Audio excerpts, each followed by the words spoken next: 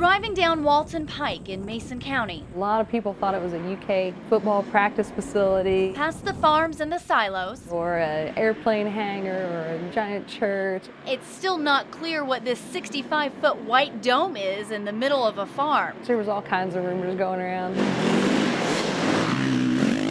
This is Earlywine Racing. You're kind of in your own world out here. The indoor motocross track is run by the Earlywine family, but even those who don't share that last name are still part of it. You have a whole different family when you come here and ride. On any given day, the track is packed, and most riders have cameras on their helmets. On March 2nd, 2012, those cameras were rolling. Get off the pole! They didn't think it was any big deal at first. Then that big deal came in at more than 60 miles per hour. It was just, I guess, just a sickening feeling in your stomach. Sandbags used as shelter in a building made of fabric. And then darkness.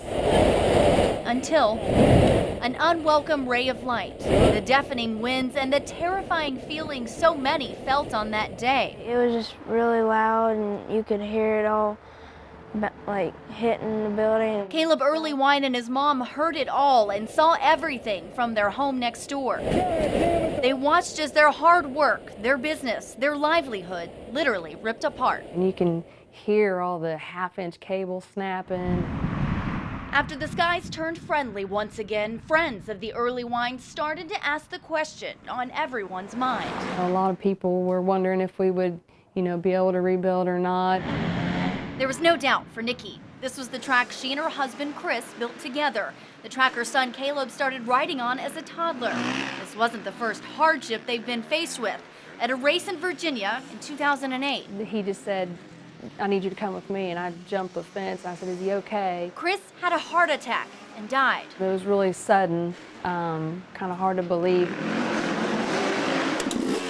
Hard to believe Nikki and Caleb kept on going. They put on their helmets and took on the heartache head first. Their community noticed. It's just something you can't explain. It's just a passion, a way of life. It means a lot, really. I mean, we don't really have a lot of places to ride. So when the tornado tore apart their hard work and insurance wouldn't cooperate, those who found comfort here joined together to rebuild. A lot of them helped out with building stuff, and everybody has different trades, different guys that were, maybe plumbers or concrete workers.